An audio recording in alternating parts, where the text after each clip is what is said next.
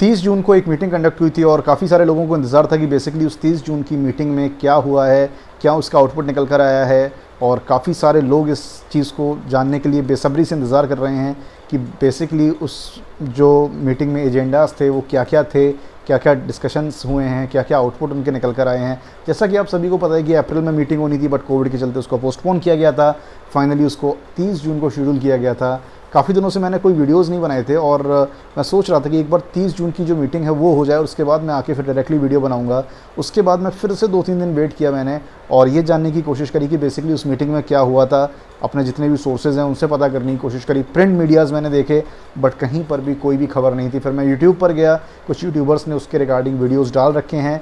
मैंने उनकी इन्फो जानने की कोशिश करी कि उनको ये इन्फो मिली है तो कहाँ से मिली है और क्या इन्फो है, क्या जेन्युइन इन्फो है। बट जब मैंने उनकी न्यूज़ देखी तो बिल्कुल सरासर गलत थी और ऐसा कुछ भी डिस्कशन 30 जून की मीटिंग में नहीं हुआ है जो कि 3-4 टॉप लिस्टेड यूट्यूब के वीडियोस में आ रहे हैं।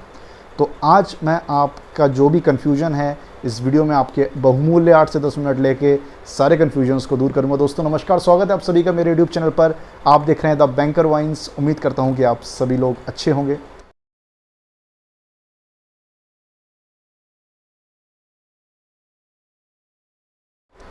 दोस्तों आज के इस वीडियो में मैं आपसे डिस्कस करने आया हूँ कि एक तो 30 जून की जो मीटिंग है उससे संबंधित कि उसके क्या क्या एजेंडाज थे और क्या क्या डिस्कशंस हुए हैं। साथ ही साथ इंडियन ओवरसीज़ बैंक के प्राइवेटाइजेशन से संबंधित कुछ बात मैं आज आपसे करूँगा, तो बने रहिएगा अंत तक इस वीडियो में मेरे साथ। दोस्तों बात करते हैं सबसे पहले 30 जून की जो मीटिंग है।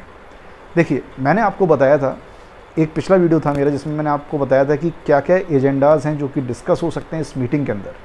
लोगों के मन में कन्फ्यूजन था कि यार प्राइवेटाइजेशन पर बात हो सकती है या फिर बैंक मर्जर्स पर बात हो सकती है, क्या क्या मुद्दे हैं जिन पर डिस्कशन किया जा सकता है, क्योंकि 5 अलग अलग बैंक थे और जिसमें इंडियन ओवरसीज़ बैंक का भी नाम शामिल था, बैंक ऑफ महाराष्ट्र भी था, बैंक ऑफ इंडिया भी था और बैंक ऑफ बड़ौदा भी था। तो ऐसे में ये कन्फ्यूजन निकल कर आ रहा था क्या एक और मर्जर तैयार होने वाला है या फिर प्राइवेटाइजेशन की प्रोसेस को आगे बढ़ाया जा रहा है। देखिए जहाँ तक मैंने पता करने की कोशिश करी, क्योंकि अभी तक कोई ऑथेंटिक सोर्स निकल कर नहीं आया है। देखिए बेसिकली क्या थी, एक कमेटी सेटअप की गई थी और जिसमें कुछ इश्यूज़ पर चर्चा होनी थी और जो कमेटीज़ होती हैं उनकी मीटिंग्स एक पर्टिकुलर इंटरवल्स पर होती रहती हैं और उसी जो पर्टिकुलर इंटरवल की जो मीटिंग है उसी का एक पार्ट थी जो ये मीटिंग कंडक्ट हुई थी, जिसमें अलग अलग इश्यूज़ पर डिस्कशंस होना था। अब वो इश्यूज़ क्या थे, किन चीज़ों पर बात हुई है, ये तो मैं नहीं कह सकता हूँ क्योंकि इतना इन्फॉर्मेशन मुझे नहीं मिली है। लेकिन जितनी इन्फॉर्मेशन मुझे मिली है उसमें ये क्लियर है कि प्राइवेटाइजेशन से संबंधित किसी भी इश्यूज़ को लेकर इस मीटिंग में चर्चा नहीं हुई थी और मर्जर्स को लेकर भी कोई बात नहीं हुई है इस मीटिंग के दौरान। एक चीज़, दो चीज़ें यहाँ से कंफर्म निकल कर आती है। बाकी जो रिफॉर्म्स होते हैं अलग अलग बैंकिंग सेक्टर्स में और जो समय समय पर रिवाइवल के लिए मीटिंग्स होती हैं, हो सकता है शायद उसी का एक ये पार्ट हो। और जैसा कि हम सभी को पता है कि अभी इस समय प्राइवेटाइजेशन का बहुत ज़्यादा बस चल रहा है मार्केट के अंदर, तो लेकिन इस मीटिंग में एज सच कुछ भी प्राइवेटाइजेशन या फिर बैंक मर्जर से संबंधित बात नहीं हुई है, ये कंफर्म है। और बाकी जो भी बातें हुई हैं वो हमें आने वाले समय में पता पड़ सकती हैं जब इस कमेटी के जो भी प्रेस नोट अगर रिलीज़ होंगे आगे चलकर, या फिर इस कमेटी की जो मीटिंग्स हैं वो अगर आगे और भी शेड्यूल होती हैं, तभी हमें जाकर ये फाइनल कंफर्म हो पाएगा।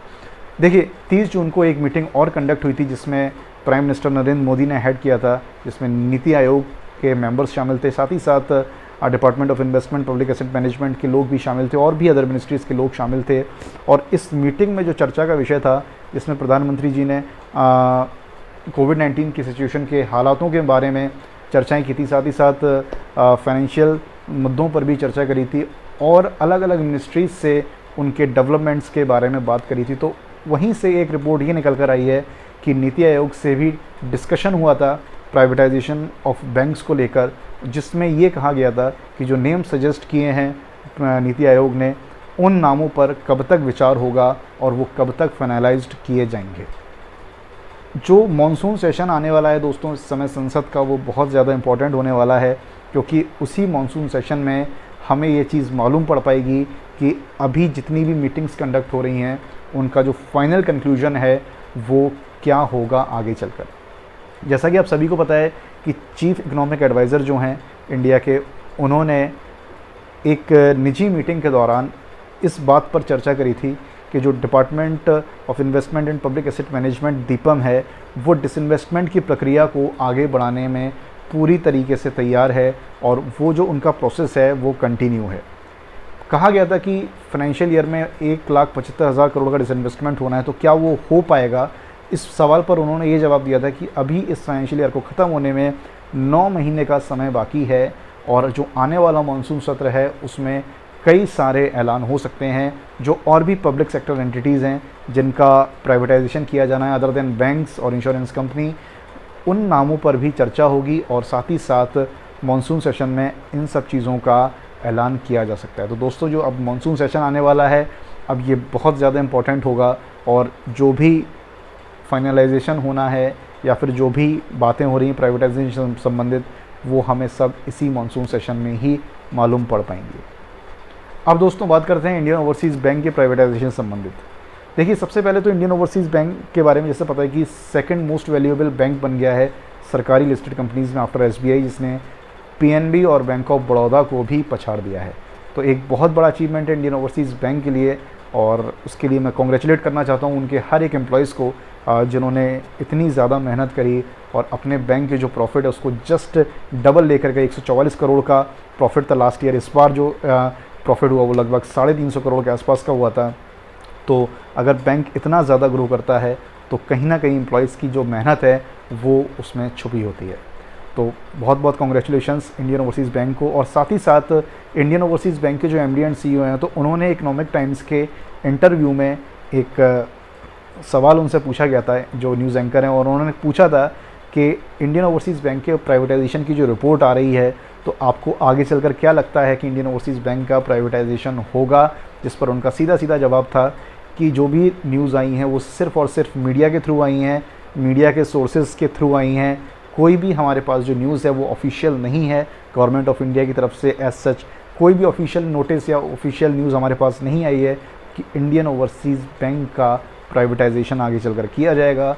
और उन्होंने कहा था कि जिस तरीके की ग्रोथ हमने इस फाइनेंशियल ईयर में देखी है, हम उस ग्रोथ को और आगे बढ़ाएंगे और बैंक के फ्यूचर और उसके डेवलपमेंट के लिए काम करते रहेंगे। यहाँ पर सीधा सीधा एमडी एंड सीईओ ने ये बोल दिया था कि जो मीडिया रिपोर्ट्स हैं वो सिर्फ और सिर्फ एक रूमर्स हैं और उनके पास एज सच कोई भी खबर नहीं है इंडियन ओवरसीज़ बैंक के प्राइवेटाइजेशन की। अब दोस्तों, आने वाले समय में क्या होगा ये देखना बड़ा ही दिलचस्प होगा। इंडियन ओवरसीज़ बैंक का privatisation, central bank of India का प्राइवेटाइजेशन और या फिर कोई और बैंक का प्राइवेटाइजेशन। तो मानसून सेशन के लिए हम सबको तैयार रहना पड़ेगा। दोस्तों, यूनियन को लेकर काफ़ी सारे लोगों के मन में सवाल थे कि यूनियंस क्या करेंगे, तो मैं यूनियन के बारे में आपको अपने अगले वीडियो में बताऊंगा कि यूनियन का जो पहला स्टेप है प्राइवेटाइजेशन के अगेंस्ट वो क्या होगा। दोस्तों, अगर आप मेरे चैनल पर नए आए हैं तो प्लीज़ चैनल को सब्सक्राइब करना मत भूलिएगा, वीडियो को लाइक करिएगा और बेल आइकन को प्रेस जरूर करिएगा। दोस्तों, अपना ध्यान रखिएगा। मिलता हूँ आपसे अगले वीडियो में। Thank you so much for watching my video.